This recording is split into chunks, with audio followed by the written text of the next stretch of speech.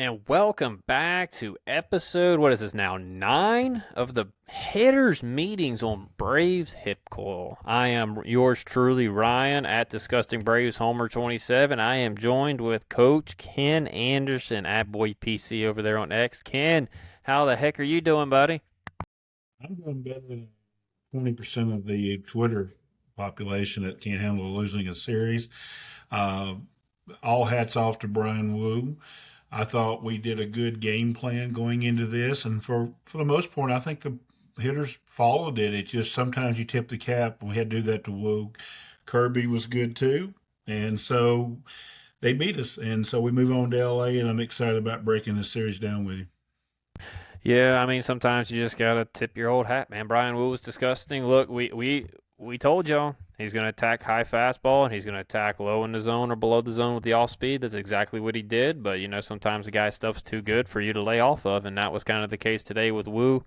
But sucks that we lost the series. But again, best team in Major League Baseball. It's let me look down here in the right corner. May 6th. It is May 6th, and we lost the series. Come on, chat. We lost our first series, the first series of the year last year, and we're complaining about losing one in May 6th right now. Let's get it together a little bit. Rein it in. Let's go. Come on. I know you can do it. Rein it in. All right, we're moving on now to the Dodger series.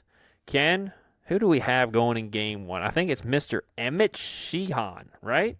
Yeah, Sheehan, he's one of their young guns. He probably is the best, but just because of the fact that he is the healthiest of all the young pitchers. So Emmett has really good stuff. He has a good fastball. He can get wild. Think of a little bit harder thrower, maybe not, maybe just a tad bit than J.R. Ritchie, and his whole issue will be coming down to command. He sometimes does not command well. Our hitters have got to be patient, and he's hittable. Lay off the two pitches you just saw the Padres not lay off of, and you'll hit him. Like, don't swing anything above your letters, and don't swing at anything below the knees. Get him in here, thigh high to the belt, and you will crush him. And but he's a good young arm, and the good thing for him and the Dodgers is he's been staying healthy, and the other ones have not. Yeah, Dodgers are a little beat up, but you know what? You don't show any mercy because nobody showed us any mercy. So let's go through the arsenal. He has a four-pitch mix. He's got a fastball, he has a slider, he has a changeup, and he has a curveball. So left-handed hitters, they're going to see primarily even split between his off-speed. Right-handed hitters are primarily going to be fastball and slider. So for my lefties, the approach for me is going to be hunt the fastball changeup window. Hunt the fastball up, out over the middle of the plate. He's going to try to establish that in order to set up the tunnel to the curve, slider, and changeup. Spit on anything that starts below the high thigh and make him paint the bottom of the zone with the fastball before you expand the window to spin. The only spin you should be swinging at is at the one that pops right out of his hand. Make him earn your respect at the bottom of the zone before you go down there expanding. And when I tell you that's the only pitch that has any spin that you should be looking for. You saw how much the slider breaks. If it starts above the belt, it starts at belly button level and at the right-handed hitter, you got a good chance to do something with it. And if it starts outside at the same angle to lefties, that's the one that you want to absolutely crush.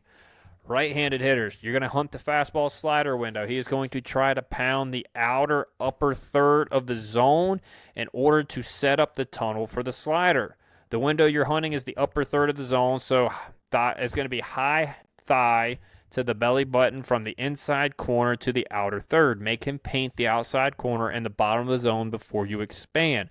Again, the only spin that you should be swinging at is the one that is popping out of the hand, a hanger, or the one that starts right at your belt and on the inside corner, and that is only with two strikes because that's going to be the one that paints the outside corner. Otherwise, you should not be even thinking about swinging at any spin. He doesn't really use his changeup much. He may throw a curveball, but the curveball I think you can read pretty easily out of the hands. So for me, you got to make sure anything that's straight and fast, you got to get it in the upper part of the zone, lay off anything bottom part, because if you start chasing down there, that's when he's going to get you with the slider and the other off-speed pitches. So, Ken, you got anything else on Mr. Sheehan? Emmett is one of those pitchers. He's going to allow you to get some guys on base. and the key is hitting with runners in scoring position. So Braves hitters, listen to me here.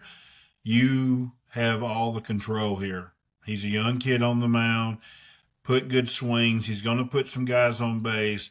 And his starts come down completely to that. If you hit him, runners in scoring position, do well, say 28% or better, that's what the Cardinals did. You're going to hit him. You're going to score runs. The Cardinals were able to score runs. If you don't, in one of his good starts, teams were 1 for 10 with runners in scoring. It's going to come down to whether we hit with runners in scoring position. I like the way we're swinging the bats, and I think we will, and I think we're going to win this ball game. I want you to think of old Mr. Emmett as a poor man's Logan Gilbert. I think that's a really good, and we just saw Logan. He does the same thing. You know, he pounded the top of the zone with the fastball. He tried to throw his changeup and his slider right off of that same tunnel. Braves did a really good job that night laying off the breaking stuff below the zone. We didn't do it the last 2 nights. That's why we had a little bit tougher time scoring. So hopefully they rein that approach in and really hunt the fastball that starts up at the belt. We're moving on to game 2, Ken, and this guy had a lot of publicity coming out of Japan a couple years ago, and he just hasn't quite lived up to the hype. Mr. Roki Sasaki. Ken, what you got on Roki? I was talking to you before we got on here. Roki, I watched a view of him from behind home plate. Somebody took a pic. You can really see the ball come out of his hand, whether it's going to be a strike or not. And the key is to catch the splitter out of his hand. If you see the splitter out of his hand, just spit on it, unless you see it up high and he's going to hang it. But the fact of the matter is that he throws hard, and so we got to square him up. And that's actually a pretty good swing by Ian Happ right there. He just got up under it. That's the kind of swing we need. And I think if we see the ball up and spit on the stuff that's going knee down, here's another guy I think we can hit in this series. I 100% agree with you, man. And this is the guy that I teased that. I said we kind of figured him out already. He wasn't that hard to figure out, in my opinion. That is no disrespect to Mr. Roki. But let's get into his arsenal. Fastball and split are going to be probably 80% of what he is using is going to be a fastball and split. And he's also added a slider here recently, but his slider usage is only about 20%. And he's trying to develop it as a third reliable pitch, but it really hasn't turned out to be that quite yet. So, for both right-handers and left-handers, you are going to see all 3 pitches at about the same percentage. Right-handed hitters, you see an uptick in the slider and a decrease in the fastball usage. That is the only difference. So for me, both hitters, you need to hunt the heater. The reason why is because if you see anything change any direction that starts out of the hand, so if it's coming in the zone and you see it going down, lay off of it because it be an auto take, it's not going to be a strike. His off speed has too much movement for it to stay in the zone. So if it starts in the zone and you see any break, take it. The only time that you should swing at the off speed if it starts above the strike zone, and that is going to be a hanger, and that's the one that you want to get to. So see the fastball into the zone. If you see any change in direction, you take it. That's the secret. He has too much break on his pitches. It's kind of easy. So if it starts in the zone and starts breaking, you take it. Anything that starts above and you read the spin on it and it's falling back into the zone, that's the one you want, and you just hunt the fastball. Other than that, Ken, anything else? No, said he's the biggest thing is get on top of his fastball.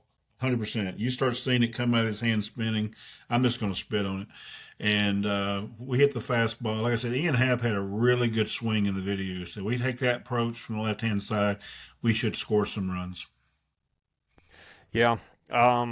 That's all I got on Roki, man. I'm not really too worried about him. If for some reason his splitter is not splitting as much that day, then maybe you'd be a concern, but it's always kind of been like that. So I mean, just spit on it and you hunt the fastball, and until he proves otherwise, in my opinion.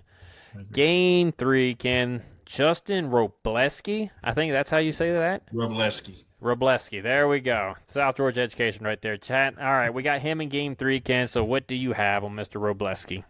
Justin, I like Justin. I think a little bit more than a lot of people, but I like the fact that he's gritty.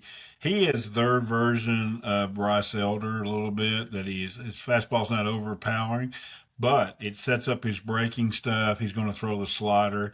He throws about 5 other pitches, but he's really just fastball, slider. He has thrown really well this year.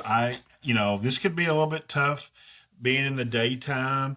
And the fact of the matter is he worries me because our right-handed lineup is not as strong as our left-handed hitting lineup. With that said, though, if HSK comes back, I like us a lot more in this series too. So just gotta get him in the zone. He's not going to beat you with overpowering stuff. Even though the A's are looking like they're swinging like high school kids against 90-mile-an-hour fastball, I think we can hit him. I do like his grittiness, and he's one of their young kids that's throwing the ball pretty well. Yeah, I mean, I don't know a whole lot about the kid. I know he is primarily fastball slider, so let's go ahead and jump on into it. He has a fastball that he uses 51% of the time. He has a slider that is 34%, and then he's got a curveball, sinker, change, and cutter. He mixes all those pitches in sparingly. So, I mean, you can count them in the arsenal, but for me, I'm really just hunting two pitches if I'm a hitter. If I'm seeing that I'm going to get 80% of one thing versus 10% of something else, I'm always going to sit on the 80. So, both left-handed hitters and right-handed hitters, you're going to see the same pitch mix. He's gonna attack you with a fastball and slider. The only difference is the lefties will get a sinker mixed in every once in a while, but to me the sinker's kind of flat and it doesn't have a whole lot of run on it. So he kind of throws it at his own risk, in my opinion. For right-handed hitters and left-handed hitters, you want the ball to start in the upper third of the zone and middle inside corner for the lefties and middle outside corner for the right-handed hitters. The only slider that we should even consider to offer at before two strikes is the one that is the hanger, the one that pops out of the hand and starts at the outside corner and it's about belly button high and drops into the bottom of the zone for the right-handed hitters. That's the one I would be swinging at. For the lefties, it's got to start at you and it's got to start above the belt. That's the only slider that we should even be thinking about swinging at before we get to two strikes. And two strikes, you're just going to have that two-strike approach. You're going to have to sit on the fastball and you're going to have to adjust the slider. But for the first X amount of pitches you get until you get to two strikes, I'd be hunting that fastball inside if I was a lefty. And if I'm a right-handed hitter, you got to really think about driving it to right center field. Austin Riley, I'm looking at you. Thank you kindly. Ken, do you have anything else on Mr. Robleski? My man Mauricio Dubon, this is the kind of guy he lights up. So I think Mauricio will have a good game against him. Ozzie should have a good game. Ozzie's hitting the ball good middle backside as well.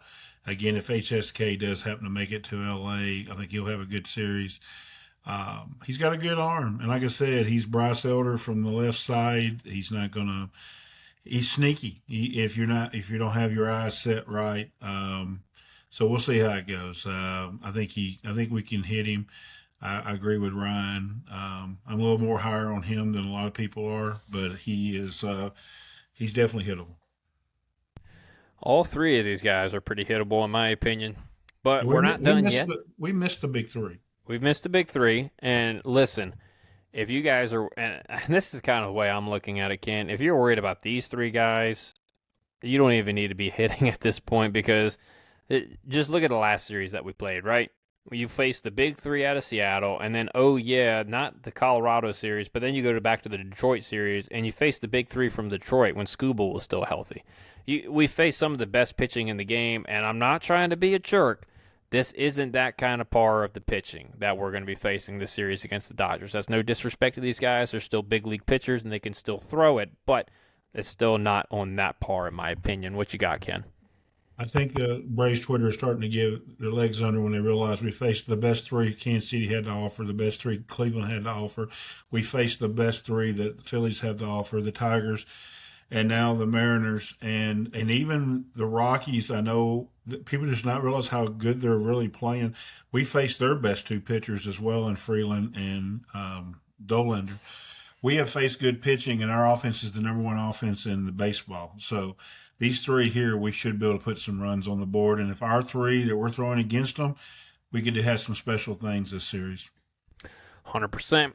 We're moving on to the relievers. And Ken, this gentleman's been around for quite a long time. He is the gray beard, probably, of that bullpen, if you will, Mr. Blake Trinan. What you got on Blake? Blake is going to pitch backwards. Good thing we just faced Munoz, kind of same kind of deal. You're going to see the slider slash sweeper for the majority of it. He will then throw the sinker and the four seam fastball, but trust me, he wants to get you out with the slider. And you got to do what Matos did against Munoz. You got to see it when it pops out high. You got to tattoo it.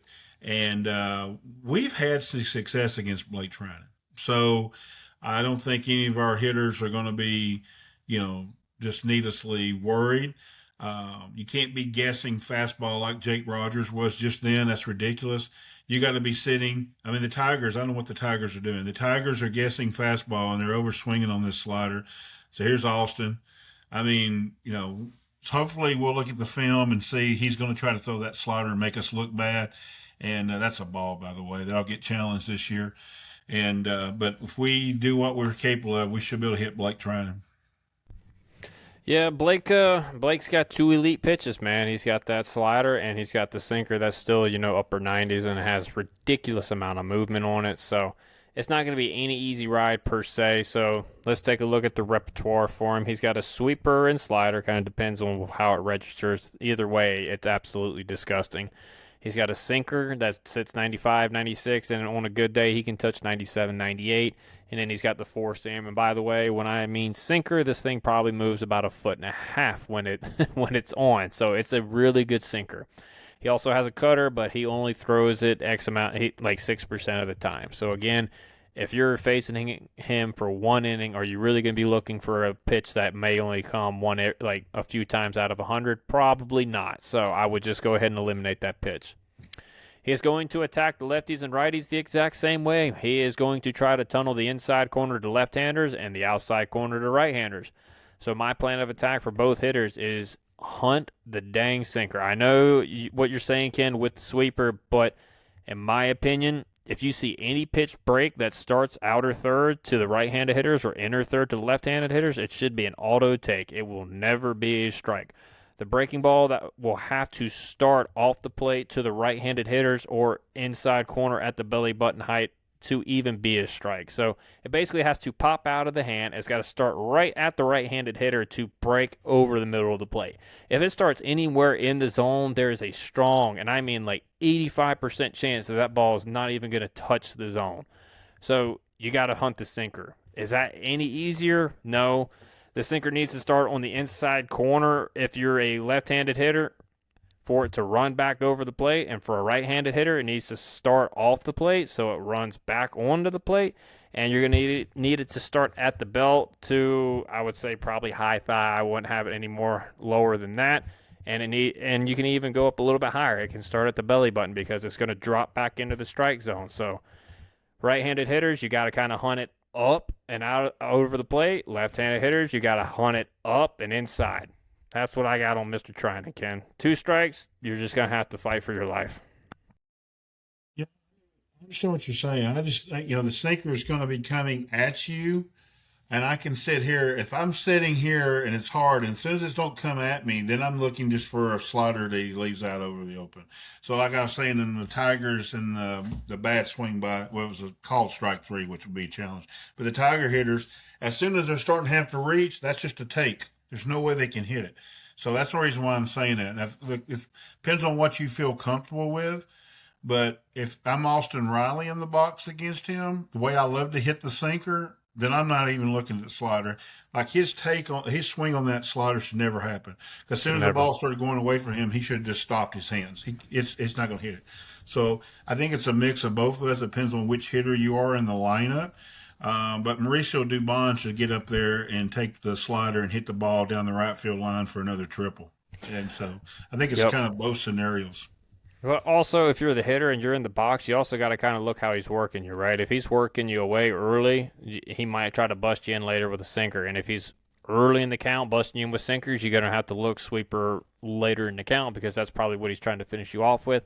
I just think personally, for most of our hitters, we're going to hit the sinker way better. So now that's not to say we can't hit the sweeper. It just I'd rather hunt fastball, and you're going to be hunting it in the same plane as the sweeper. So if you're looking in that general vicinity and you see, I mean, any spin on the ball where it's going away from you if you're a right-handed hitter, or it's going into you if you're a left-handed hitter, just spit on it. The only one that's going to be a strike, in my opinion, is going to be the one that is literally popping out of the hand, and that's the only one you want to hit if it's a breaking ball anyway. So that's the only one that got hit last series off of Munoz was the hanging slider for Matty. So I'm gonna continue to hunt the fastball. But we got one more, and Ken, he's kind of got a similar arsenal to our other man that we just talked about, and that's Mr. Tanner Scott from the left side. I think he's better because he trusts his fastball more, and that definitely I'm going to sit on his sinker and fastball, however he wants to throw it. And as Michael Harris proved to him, if you sit on it, you can hit it. I mean, he hit it out in Florida, and it was a 100-mile-an-hour fastball. But he loves his fastball a little bit more. But it's like 52-48, and that's what you got to worry about, is that wipeout slider. But again, that was on 2 strikes, so you're seeing some pitches with 2 strikes. I think early in the count, I'm sitting hard, and then with 2 strikes, I'll sit soft. And if he can blow it by me, he'll blow it by me. Yeah, that's never a bad approach right there. So let's go ahead and get into his arsenal real quick. He's got a four-seamer that's 690, 96, 97. He's got the slider that you just saw to Olson that is pretty wipeout, and that is all he's got. He's a fastball slider pitcher. So again, he's going to attack both hitters the exact same way. He's going to tunnel the fastball and slider together. He's going to try to establish the fastball away to right-handed hitters, and he's going to try to get it into left-handed hitters. This is going to set up the slider into the righties and away to the left-handed hitters. The one tendency that I have picked out, if you're a hitter that is up 3-0, 3-1, he is going to go slider. He is like almost 100% going with the slider. I'm not saying he does have the tendency in a 3-2 count as well to do that.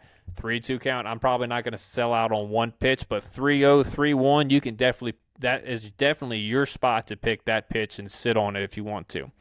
If you want, you're going to want the ball to start belt high to high thigh high. For right-handed hitters, you're going to want it to start on the outside corner to the middle part of the plate. For lefties, you're wanting it to start on the inside corner to the middle of the plate.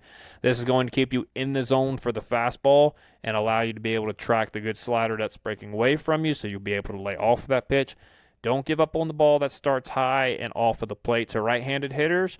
Or if you're a left-handed hitter, it's going to start right at you and up. That could be the hanging slider, and that might be the only one that you get to hit the entire at bat. So don't miss it and don't give up on it. Make sure we're tracking the ball all the way to the glove, and don't sell out with 2 strikes. There's just no point in selling out. Really try to see that ball deep and think about going the other way, especially if you're a left-handed hitter.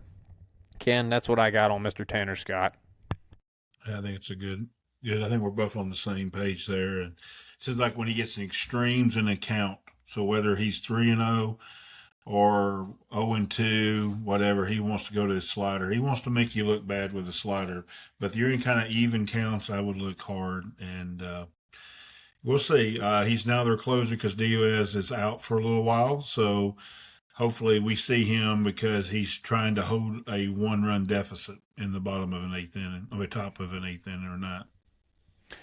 I agree. That would be nice. So, Ken, we got to review our picks to click from last series. I know. We're going to go ahead and start with Big Thick. He went 2 for 11 with 1 bomb. He had 4 strikeouts. So it's a tough series for everybody.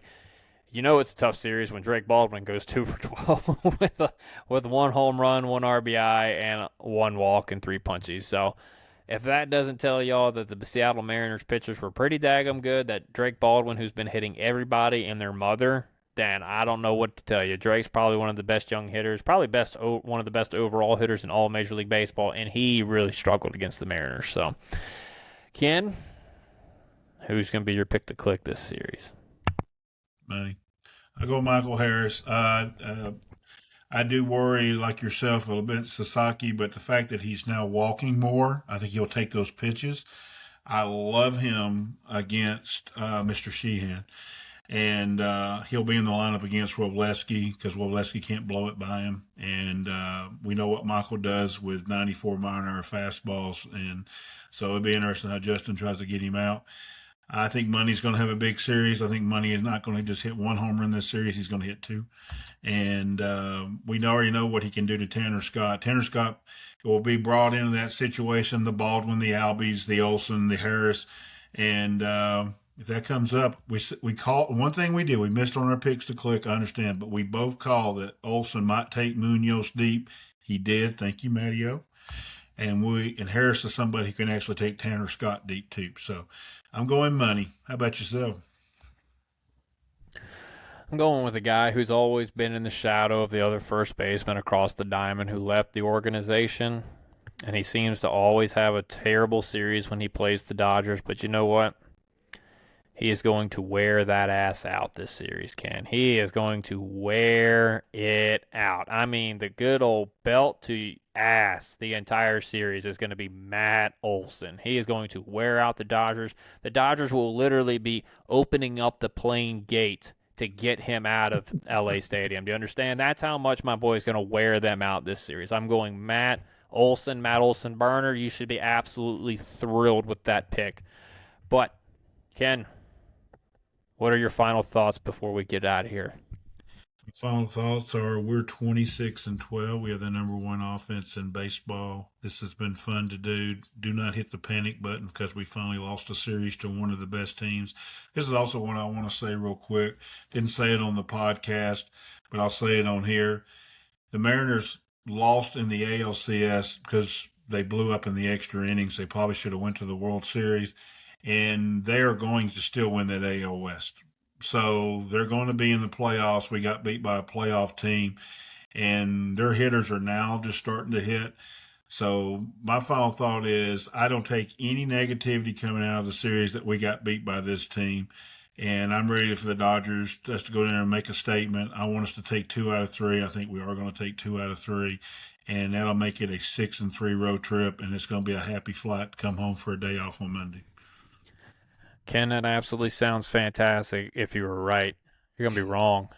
We're gonna be 7-2 coming back on that flight, going back to Atlanta. We're sweeping these little, you know what's right out of Dodger Stadium because we're just them this year. Look, I believe in these guys. The offense has been consistent. I know you guys absolutely couldn't stand the offense today for whatever reason because Brian Woods was just that dude today, but the offense has consistently had a good approach. They have consistently had good at-bats all year long. It's not going to change this series, and we're facing a tier lower than what we have been facing here lately, so I feel really confident in these guys. And, oh, yeah, by the way, we have Chris Sale, we have Spencer Strider, and then we have Mr. Big Texas, Bryce Elder, going in this series. So if you don't like us to win 2 out of 3, I don't know, guys. I think you need to reevaluate your fandom if you're an Atlanta Braves fan, if you will. So with that being said, I think we're out of here, Ken.